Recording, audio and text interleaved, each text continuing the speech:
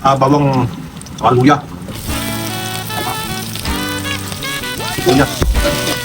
Tutuko tayong tinola. At sabaw. Ay, lagyan na po natin manok.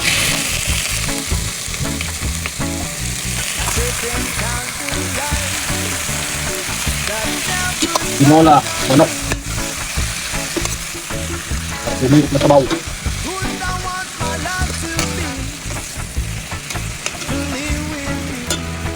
Lagyan natin ng sabaw, hugas bigas. Yan, sarap.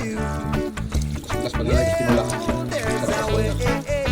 Pangatlong hugas bigas. Dami. Mikos-mikos konti. Maya, lagyan po natin yung rokula at saka sayote. Wala pong papaya, sayote. Lagyan natin ng mga pampalasa.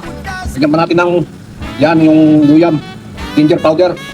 Ako pinapalagay pong luya. Ayang dilaw, powder.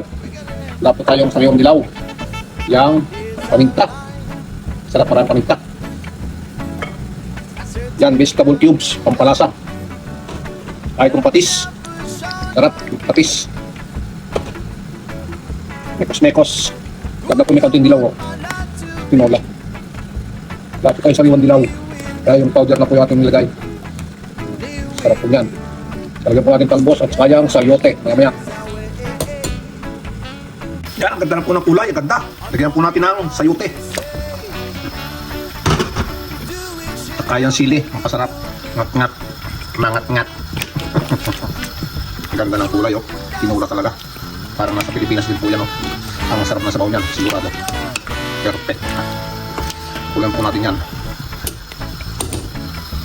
At malalagyan po natin ng roccola. Talbos po dito sa Italia.